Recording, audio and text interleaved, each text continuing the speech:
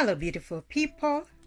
Welcome once again to this another episode of series of Exhibit Africa's fun and interesting facts, read to you by yours truly, Christine, courtesy of Exhibit Africa Inc., compiled by everyculture.com. So today, the beautiful country that we're going to be looking at from the continent of Africa is Malawi. So let's get started. I hope you're ready. I hope you're comfortable.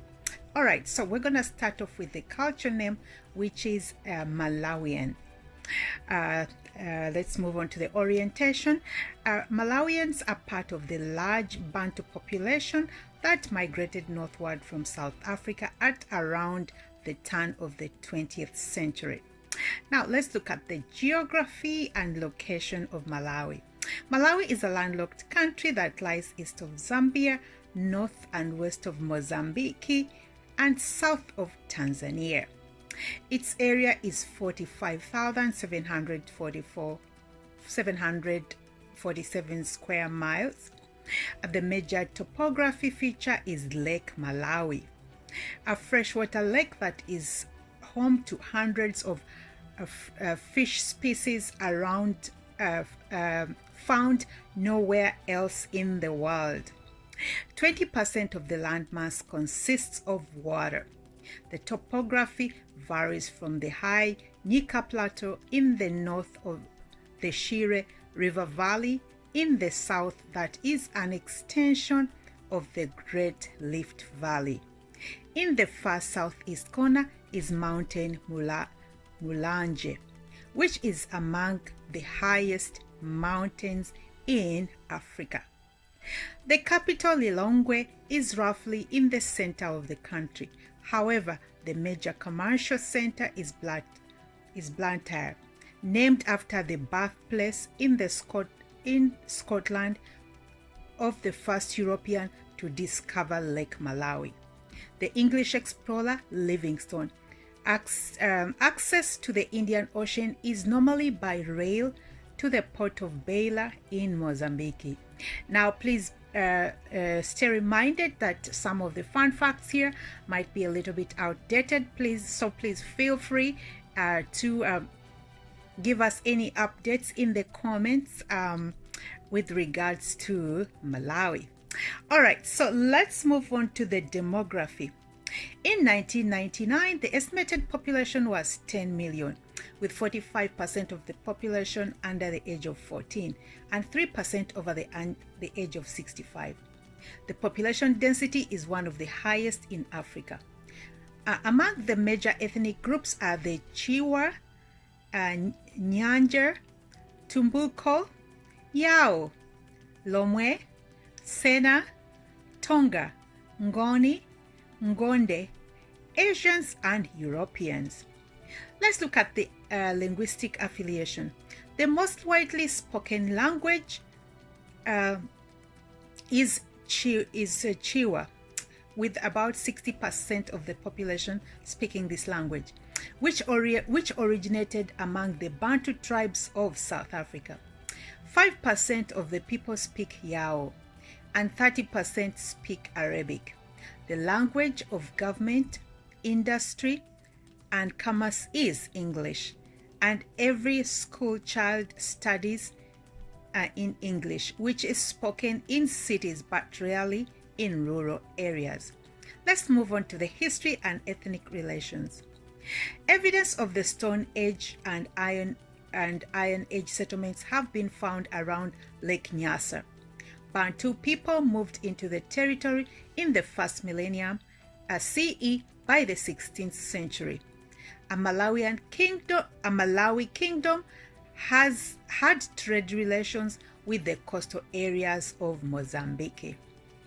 Jesuit missionaries from Portugal visited the territory near Lake Nyasa in the 17th century, but the lake probably was not known to the Europeans until the Scottish missionary and explorer David Livingstone reached its shores in 1959. European involvement began in 1975 and European involvement began in 1875 and 1876, when Scottish church missions were established and a British consul was stationed in the country in 1883. In 1891, treaties that had been negotiated with the indigenous rulers resulted in the formal declaration of a British protectorate called the Nyasaland Districts Protectorate. Beginning in 1893, it was known as the British Central African Protectorate, and in 1907, the area was officially designated the Nyasaland Protectorate. In 1915, John Chilembwe, an African preacher, staged a short bloody uprising in response to the treatment of Africans by British colonists. After World War II, nationalistic movements gained strength.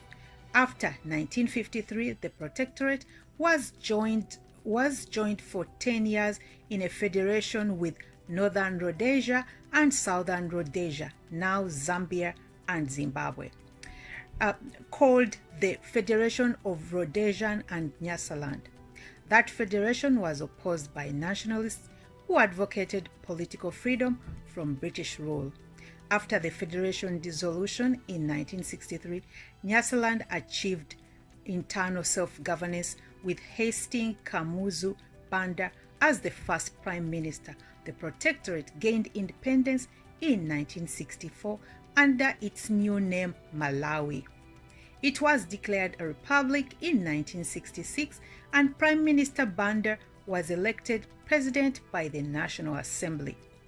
Under the Banda regime, the country embarked on a vigorous program of economic development.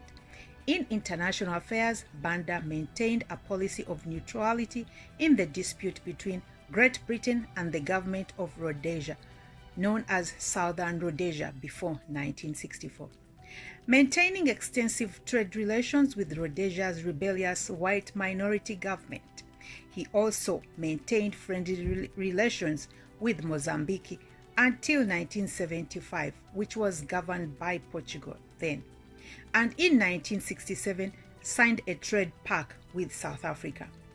In November 1970, the constitution was amended to make Banda president for life. Maintaining good relations with white-denominated South Africa, he became the first Black African head of state to visit that country. His policy towards South Africa brought criticism from other Black African countries, and his influence in the continental affairs was minimal.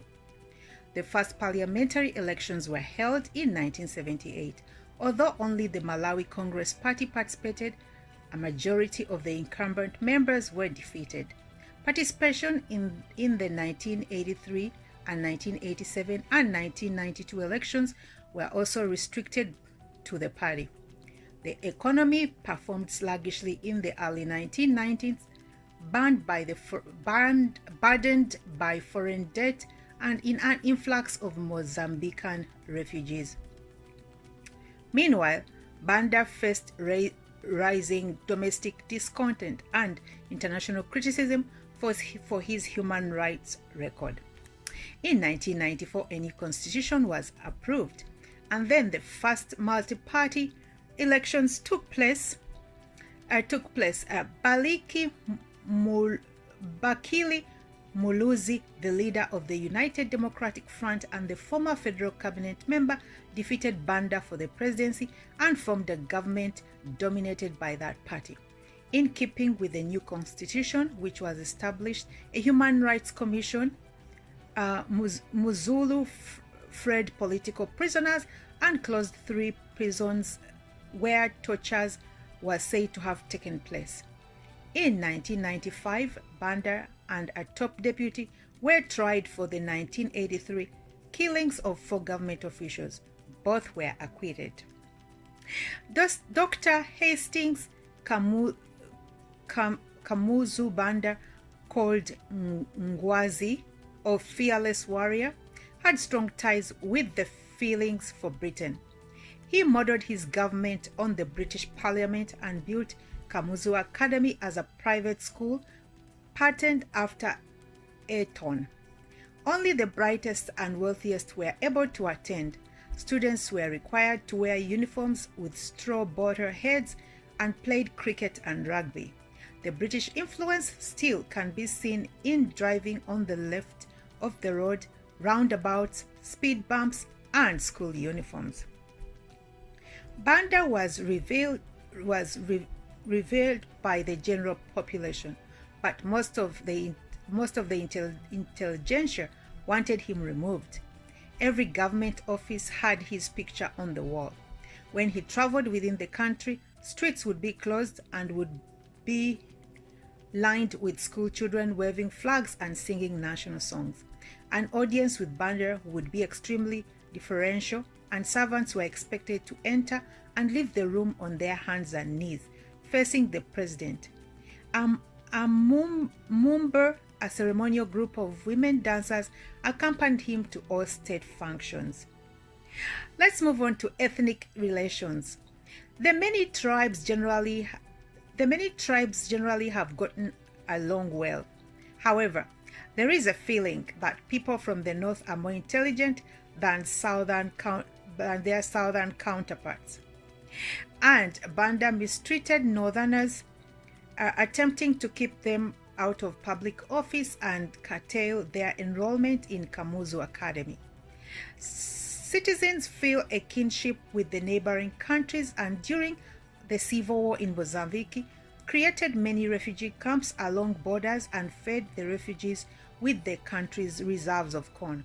At the time, Malawi was one of the few African countries that fed itself.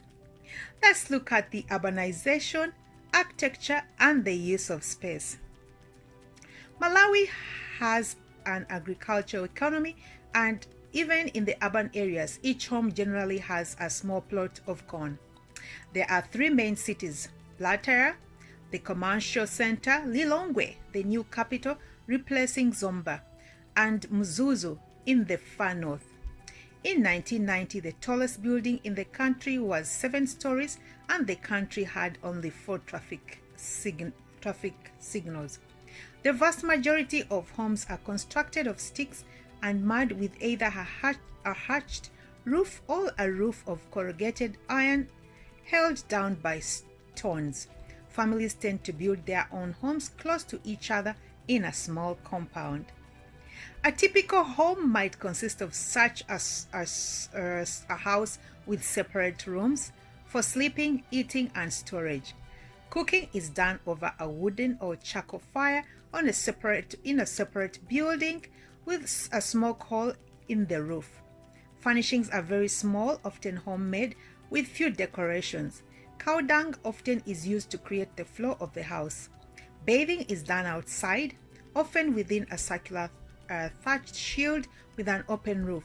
Water is carried often over great distances from a lake, river, or a well for cooking and bathing. In the larger cities, the water is potable.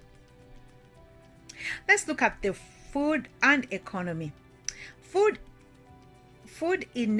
look at food in daily life. Chickens, goats, and an occasional pig are used to supplement the standard dish of boiled cornmeal called nsima.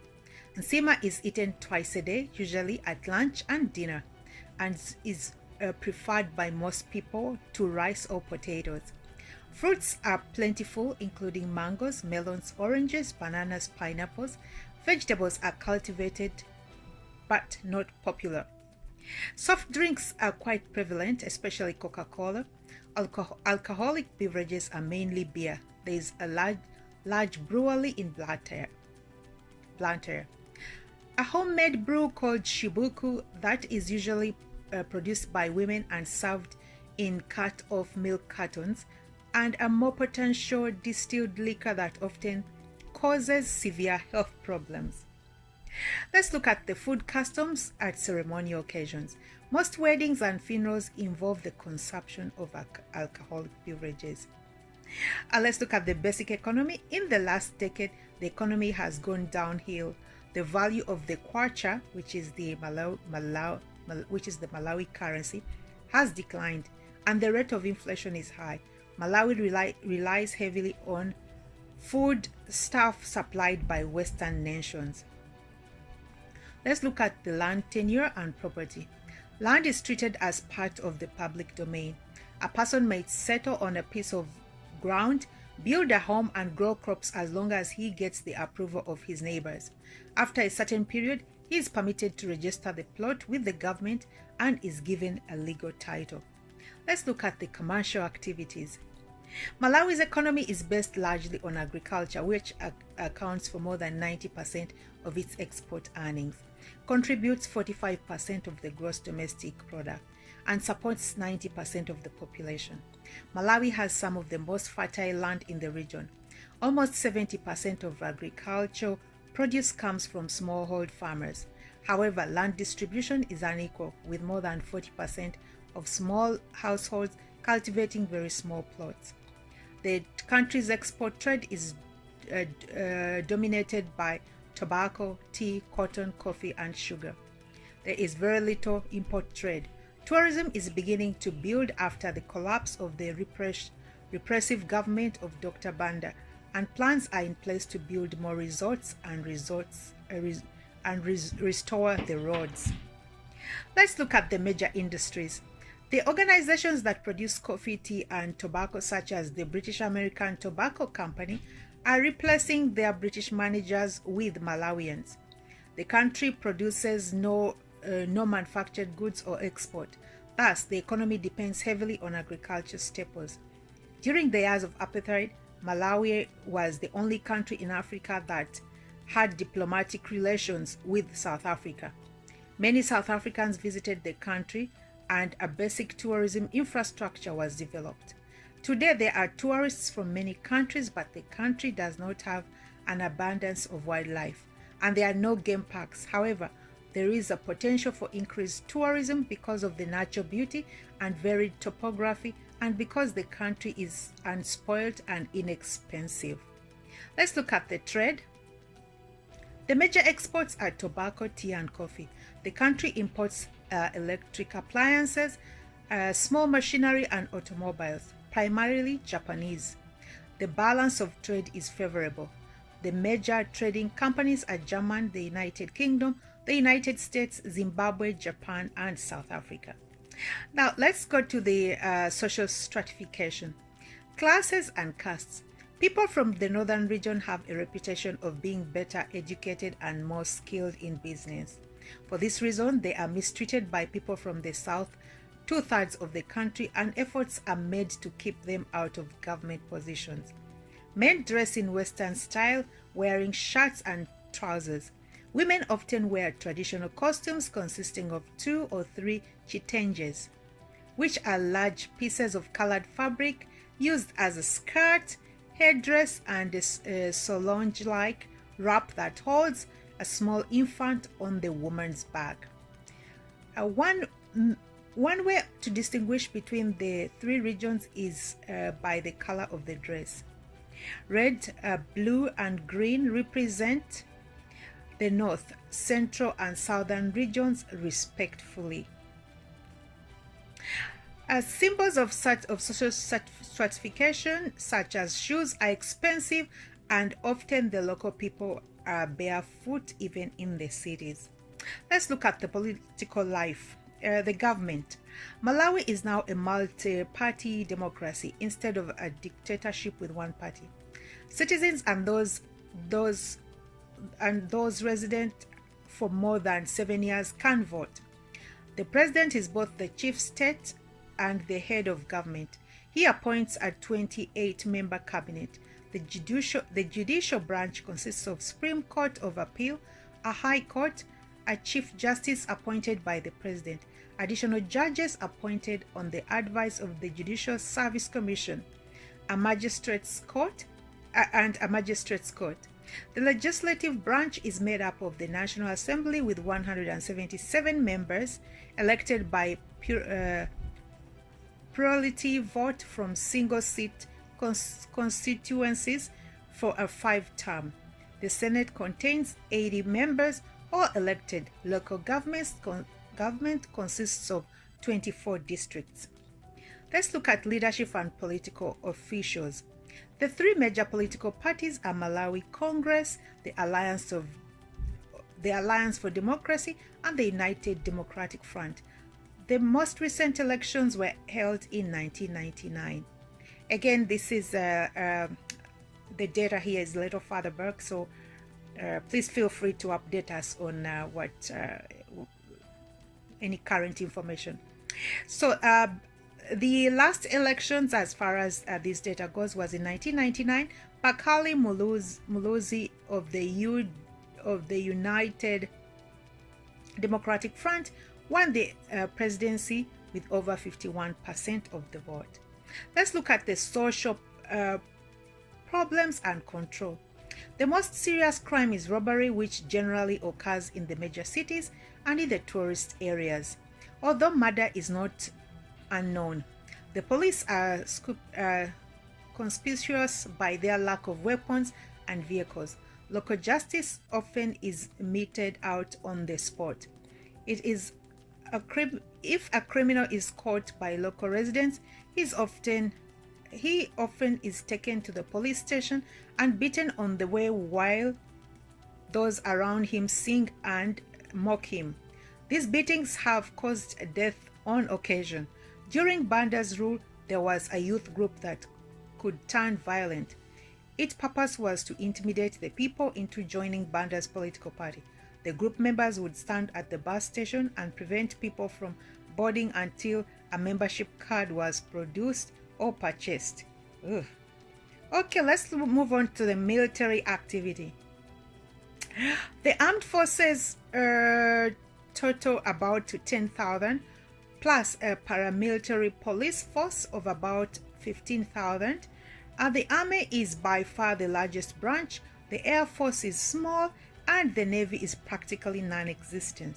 During World War I, Malawi sent a substantial number of troops to serve as part of the King's African Rifles. There was a monument to that unit in the former capital of Zombe. Wow. Let's look at the social welfare and change programs. International fraternal groups such as the Rotary Club, Lions Club, and Kiwans have a presence in the country. In the agriculture sector, there are large, well-organized growers associations for tea and tobacco. Let's look at the non-government organization and other associations. In one of the world's poorest nations, many foreign non-governmental organizations are present. Among them are Médecins Sans Frontières, Save the Children, World Vision, and several United Nations organizations, such as the United Nations Commission for Refugees. There are volunteer organizations such as the United States Peace Corps and similar groups from England, Canada, Japan, and Germany. The World Food Programme helps with the food distribution. Let's look at the gender roles. Division of labor by gender. In a patriarchal society, men do most work outside the home. However, with help from the Western countries, women are being encouraged to start their own businesses. There are a few women in governmental positions. Inside the home, women dominate. Let's look at the relative status of women and men. When a family returns from the market or from gathering firewood or drawing water, women and children carry the burden. The man leads the way, smoking if he can afford tobacco, with the rest of the family trailing behind. In a culture that separates the sexes in most aspects of life, 3/4 of literate people are men. Usually, men eat separately from women, using the only table in the house. The woman serves the meal to the man, often on her knees. At weddings, it's customary for the bride to serve food to the husband's parents in that position. As far as I'm just going to speak on a man leading. I think this is for security reasons in some communities, when the man leads the path and then the women, the children and the women will follow. Sometimes that's for security part. In some communities, it's like it's for security reasons. Like for instance, if they meet any wild animal along the way. But I would like to hear what your view is on this one. Okay, so let's move on to marriage, family, and kinship. Marriage often are arranged, particularly in rural areas.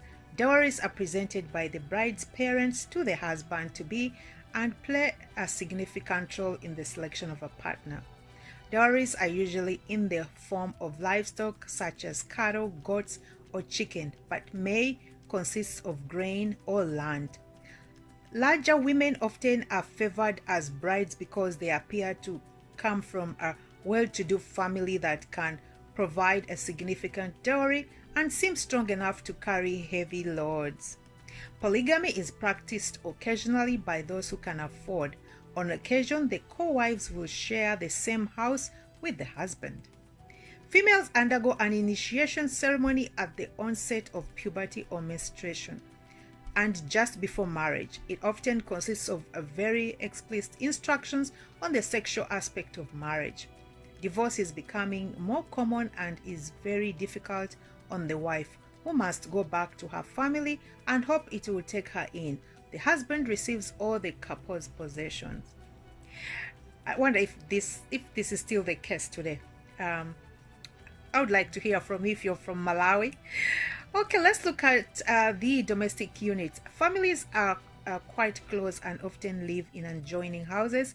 Elderly persons are taken care of by their children, and usually the oldest members of a family have a strong voice in running the household and raising the children. Especially important in the uncles. Male adolescents ask advice first of the uncle, who is also influential in the selection of the bride. Let's move on to socialization. Infant care. Infants usually are carried on the mother's back.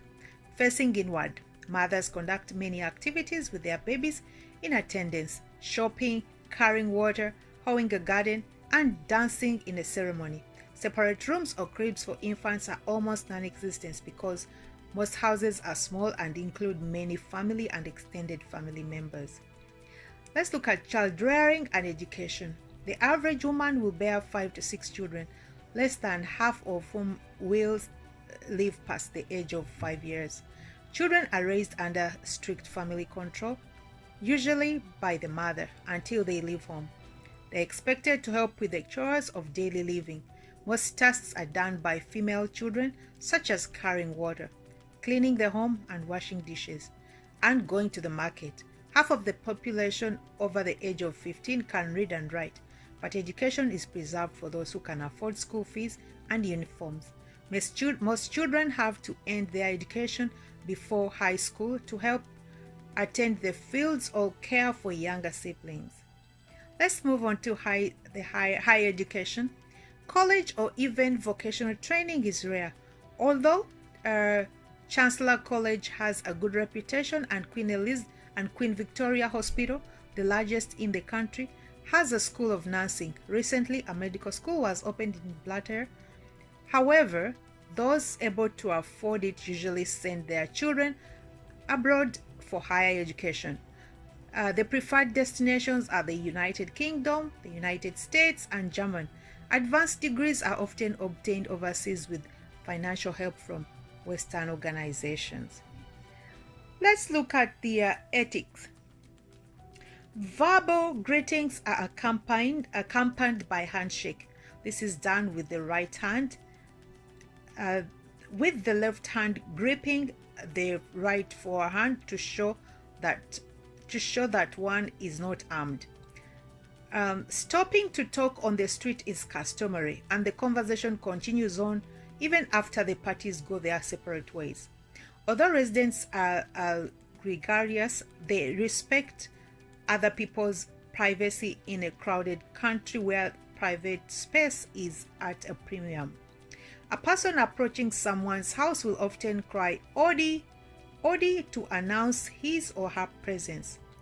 Another visitor, any visitor almost always is offered a drink and perhaps something to eat. Eating usually is done without utensils, but only with the right hand because the left hand is considered dirty. Let's look at religion. 55% of the people belong to the Church of England, but there are also Methodists, Baptists, and Seventh-day Adventists. 20% of the population are Muslim and 20% are Catholic. There is a small Hindu presence. Rituals and holy places. Most larger towns have a Christian church and a mosque, a Muslim mosque. Most major cities also have a Hindu temple. In rural areas, animist religion is practiced. Let's look at death and the afterlife. Because of the short life expectancy, the growing incidence of AIDS and other diseases, and the high infant mortality rate, death is a constant presence. Employers give workers time off for funerals, and funerals and mourning can last several days. Okay, we're gonna move on to medicine and healthcare. There are hospitals as well as School of Medicine and several schools of nursing. The best hospital is probably the Seventh-day Adventist Hospital in Blatter, which also has a dental clinic. Queen Elizabeth Hospital in Blatter is the largest in the country but is not particularly sanitary. Medicine men and women provide health care for many people, especially in rural areas using traditional or folk medicine, sometimes called singanas. They work out of their home or former clinic using natural medicines such as roots, herbs, and the potions. Medicine men base their healing with the assumption that most illnesses are caused by supernatural powers and that the supernatural powers are required to cure them. The individual may fall ill after offending one of the gods through witchcraft or sorcery, or through the unprovoked attack of an evil spirit. The task of the curer is to diagnose the disease and then apply the spiritual remedy, such as retrieving a lost soul, removing a disease-causing object, or exorcising an evil spirit. Often, medicine men are called on to help in areas not considered medical problems in the West, such as finding a wife or lover, conceiving a child, or helping in business matters. Yellow fever and malaria are prevalent, and the country has one of the most highest incidences of AIDS in the world. Despite some efforts by the government, it has been difficult to lower the rate of AIDS because of the long-standing social mores. I wonder how the situation is at the moment. Please, if you're from Malawi or if you're familiar with Malawi, with the situation in Malawi, please, I would appreciate it if you'd share some updates in the comments. Let's look at the Satula Celebrations. The three major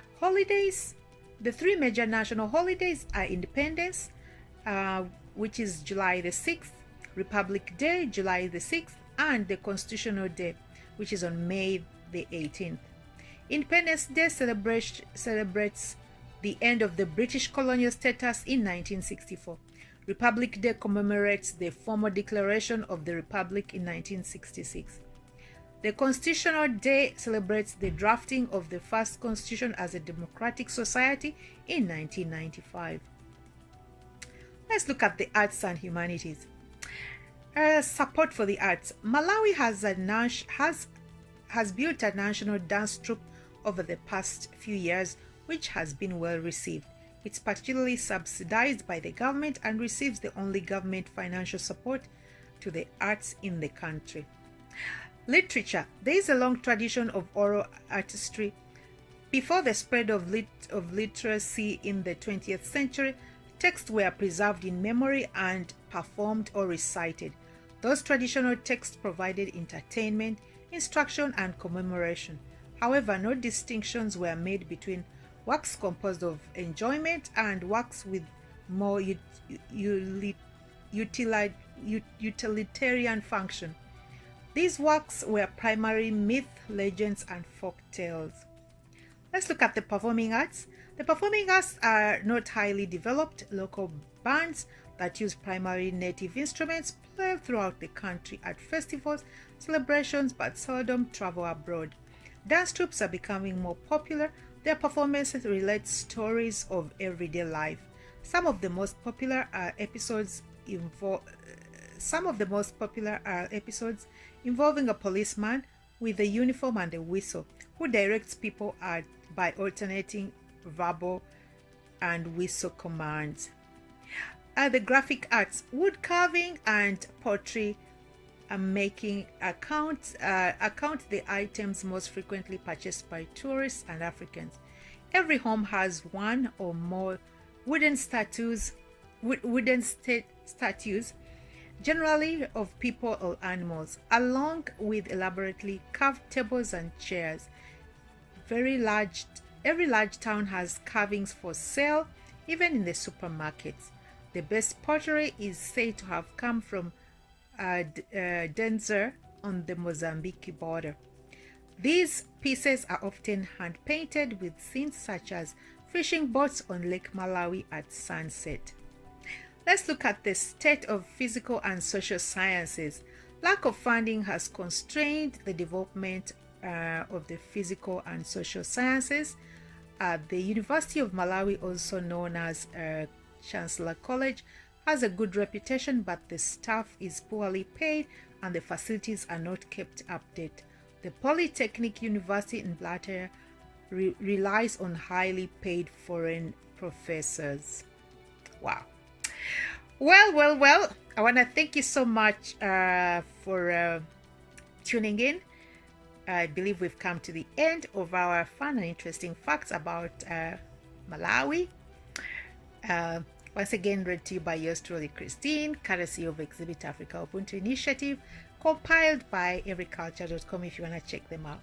Until our next episode, ciao for now. Please don't hesitate to check out the other series that you may have missed on our YouTube channel, starting with Angola and Algeria. Till then, ciao.